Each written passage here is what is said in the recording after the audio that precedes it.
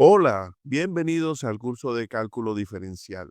Soy Fabián Arenas y hoy hablaremos de un teorema que sirve para calcular límites. En ocasiones, calcular el límite de una función directamente es difícil o a veces hasta imposible, usando solamente propiedades algebraicas, o sea, las reglas o las propiedades de los límites. Sin embargo, si podemos encerrar esa función entre dos funciones más sencillas que conozcamos y sepamos cuáles son sus límites, podemos concluir cuál es el límite de la función original. Vamos a pensarlo con la siguiente ilustración. Pensemos en una puerta angosta y hay tres personas que están juntas. Ellas vienen caminando juntas, pero las dos personas que están en los extremos quieren pasar por la puerta angosta. Como quieren mantenerse juntos, casi que obligatoriamente están forzando a la persona que va en medio a que también pase por la puerta. Al intentarlo juntos, se atoran y quedan atrapados entre sí eh, por la puerta angosta. El teorema del emparedado se parece mucho a esta situación. ¿Cuál es ese teorema? Ya dicho de una manera un poco más formal. Sean tres funciones f, g y h, funciones definidas en un intervalo abierto que contiene a.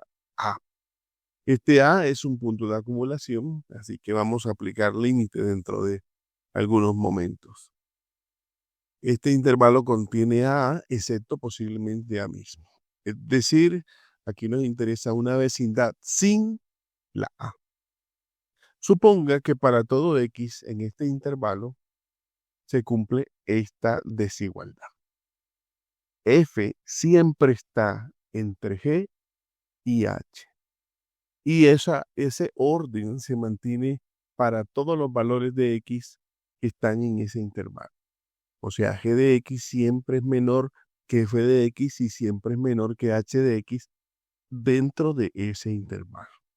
Y además, también se cumple lo siguiente. El límite de G cuando X tiende a da lo mismo que el límite de H cuando X tiende a y dan iguales, da L. O sea que los límites de los extremos de G y de H dan lo mismo cuando X tiende a. ¿Cuál es la conclusión del teorema del sándwich? Que si todos van juntos y van a pasar por la puerta angosta, entonces el que está en el medio también tiene que valer L. O sea, lo que quiere decir es el límite cuando X tiende a de f de X también es L. Interesante, ¿verdad? Esto nos muestra que mientras se mantengan estas hipótesis, si conocemos los límites de las funciones extremos, podemos conocer el límite de la función que está en el interior, aunque no podamos calcularla de otra manera. Vamos a verlo con un gráfico. Imagina que tienes tres funciones. Una función abajo, que es la de color magenta. Una función arriba, que es la función azul. Y una función de medio, que es la que nos interesa y es de color verde. Ahora imagina que cuando se acercan al punto A, las funciones de abajo y arriba se acercan al mismo número L. La función del medio está atrapada entre ellas. Entonces, aunque no puedas calcular directamente el límite de la función del medio, sabes que tiene que acercarse al mismo número que las otras dos, porque está atrapada entre ellas. Ejemplo, calcule el siguiente límite. Límite cuando x tiende a 0 de x a la 2 por seno de 1 sobre x. Bueno, aparentemente no parece una función muy complicada, porque podríamos aplicar el teorema del producto o la propiedad, la regla del producto. Sería límite de x a la 2 y límite de seno de 1 sobre x. La primera es fácil de calcular. límite de x a la 2 cuando x tiende a 0. P. ¿Y la segunda? Recuerden que para aplicar el teorema de la regla del producto se debe saber que los límites cuando estén separados existen, pero existe el límite cuando x tiende a 0 de la función seno de 1 sobre x. No parece. Voy a mostrarles la gráfica de esa función. ¿Sospechabas que era así? Como puedes ver, a medida de que la función se acerca a x, empieza a tomar valores, a oscilar de manera rápida entre el -1 y el 1.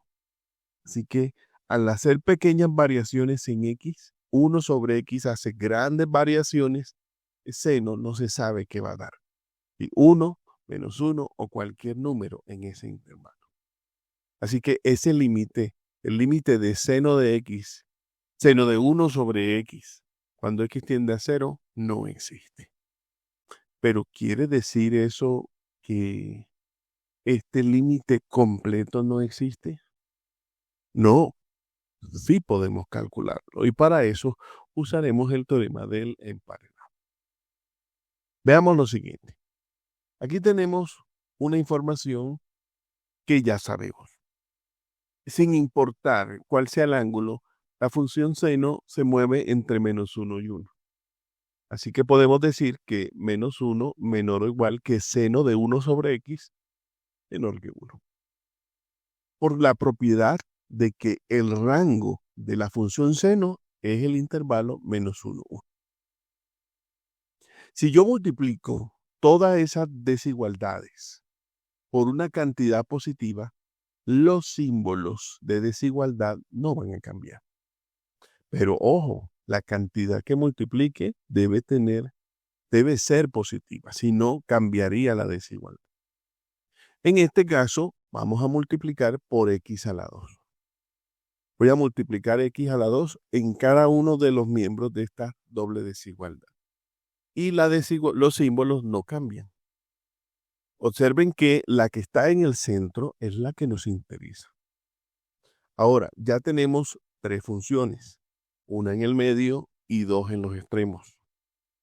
Como se sabe que el límite cuando x tiende a 0 de menos x a la 2 es 0, y también sabemos que el límite de x a la 2 cuando x tiende a 0 también es 0, o sea, existen y son iguales, ¿qué podemos decir de la del centro?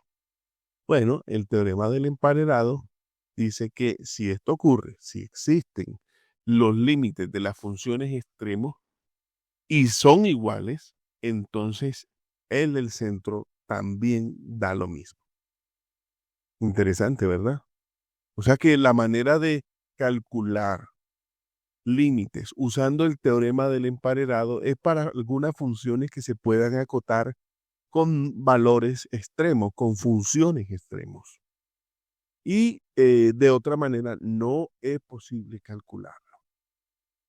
Hace rato hemos estado hablando de una función y de un límite y llegó el momento de calcularlo. Ya tenemos las herramientas. Se trata de este ejercicio. Calcular el límite cuando x tiende a 0 de seno de x sobre x. ¿Sabes cuánto da, verdad? Lo hemos hecho en ejemplos anteriores utilizando la gráfica y utilizando también tablas. La respuesta era 1. Pero no se podía factorizar, no se puede simplificar, no se puede hacer mucho. Sin embargo, vamos a hacerlo, vamos a calcular cuánto da este límite utilizando elementos de geometría y también usando el teorema del emparedado. Veamos el siguiente gráfico. Este es un círculo de radio 1. ¿Sí? Aquí no lo puse completo porque no me interesa toda la vuelta. ¿Sí? Miren que el ángulo es X. Como en el problema, el límite es cuando X tiende a 0, sabemos que X es un ángulo que está en radianes, que es pequeño ¿sí? No es un número muy grande, pero tampoco es cero, ¿verdad? Porque se acerca al cero, pero no es cero. Entonces, el triángulo que aparece aquí, OBC y ODA, tiene todo el sentido del mundo. Porque X, que es el ángulo, es un número pequeño, pero positivo. Observen lo siguiente. Del triángulo vamos a aplicar la definición de las relaciones trigonométricas usando el triángulo OBC. OBC, ubíquenlo. OBC. En este triángulo OBC podemos decir cuánto es seno. Cateto opuesto, este sería el cateto opuesto, sobre hipotenusa que es BO. Aquí aparece seno de X, sería cateto opuesto que es BC, la medida de BC, sobre OB. Pero OB es el radio del círculo, que es 1. O sea que podríamos calcular esto así. Esto nos da BC sobre 1, o sea que BC vale exactamente seno de X. Ahora vamos a considerar el triángulo más grande, ODA. Triángulo ODA. Tenemos este cateto y tenemos este cateto. De aquí, la hipotenusa no vale 1, es un poco más largo. Pero el cateto adyacente sí vale 1, porque es el radio del círculo. Entonces, ya que este no lo conocemos, esta hipotenusa, vamos a utilizar la función trigonométrica tangente. Tangente de X sería cateto opuesto, que es DA, sobre cateto adyacente, que es OA. Y OA vale 1. Así que esto nos da, como ven aquí, DA sobre 1. O sea que tangente de X es exactamente DA. Hay otra información importante que tiene que ver con este arco que va aquí, el arco BA o AB, este arco de aquí. ¿Cómo se miden los arcos? Bueno, no se usa una regla, obviamente. Para medirlo, se multiplica el radio por el ángulo. Pero el ángulo debe estar en radianes, no podría estar en grados, porque si no, no da la respuesta. Entonces, ojo, para medir un ángulo, un arco, suficiente con multiplicar el ángulo en radianes por el radio. En este caso sería X por el radio, que es 1. Vamos a ver. Eso sería la medida del arco AB, es el radio por el ángulo, que es X. Y eso es 1 por X, que es X. Conclusión. El arco mide X. Recuerden que aquí no es un ángulo en grados, sino un número en radianes. Ahora, observando este dibujo, podemos concluir lo siguiente. O podemos deducir lo siguiente. El segmento BC es más pequeño que el arco BA, ¿verdad? Porque esta distancia es más corta que este arco que hay acá. Y además, el arco es más pequeño que el segmento DA. Es más pequeño. Eso nos lleva a la siguiente desigualdad. El segmento, aunque aquí no me refiero a la medida del segmento, quise escribirlo así para que vean a qué se refiere. BC es un segmento. Pues la longitud de ese segmento, o sea, la medida del segmento BC, es menor o igual que el arco AB y es menor o igual que el segmento DA. Ahora, ya tenemos esos valores. Por ejemplo, BC ya lo tenemos acá de color negro, es seno de X. AB es X y DA es tangente de X. Eso nos lleva a la siguiente afirmación. Para este ángulo pequeño, no siempre, sino para este ángulo pequeño, seno de X es menor o igual que X y es menor o igual que tangente de X. Bueno, ya estamos llegando a la forma que queremos para poder escoger las funciones extremos en el teorema del emparedado. Pero todavía falta un poquito. Veamos. Esto es lo que queremos calcular y acabamos de demostrar que seno de X es menor o igual que X y es menor o igual que tangente de X. ¿Qué pasa si dividimos todo entre seno de X? Y a tangente lo escribimos como seno sobre coseno. Bueno, nos quedaría la misma desigualdad y sería, ¿por qué queda la misma desigualdad? Porque seno de X, cuando X es pequeño, o sea, es positivo pero menor que 90, es positivo. Entonces puedo multiplicar o dividir y no cambian los símbolos de desigualdad. Bueno, entonces, este da 1. Esta división da 1. Aquí da X sobre seno de X. No se simplifica. Y aquí podríamos simplificar seno de X con seno de X. Y obtendremos esta desigualdad. 1 menor o igual que X sobre seno de X. Menor o igual que 1 sobre coseno de X.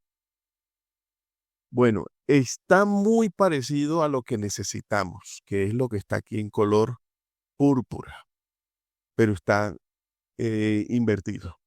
Vamos a invertir cada una de estas desigual. El 1, el X sobre seno de X y 1 sobre coseno de X. Vamos a invertirlo. Pero recuerden que cuando uno hace la inversión, los símbolos cambian. Así que obtenemos lo siguiente. Al invertir el 1 da 1.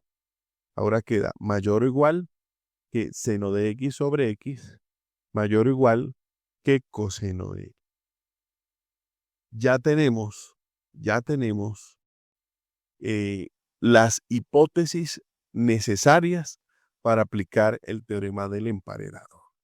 Tenemos dos funciones extremos y además tenemos lo siguiente. El límite cuando x tiende a 0 de 1, por ser una función constante, pues da 1. Y el límite cuando x tiende a 0 de coseno de x también da 1. Entonces son iguales, por lo tanto el del medio existe y da exactamente 1.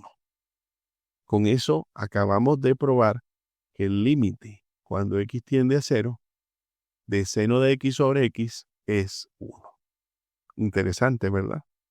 Este teorema es muy valioso porque nos ayuda a resolver problemas que podrían de otra manera ser difíciles.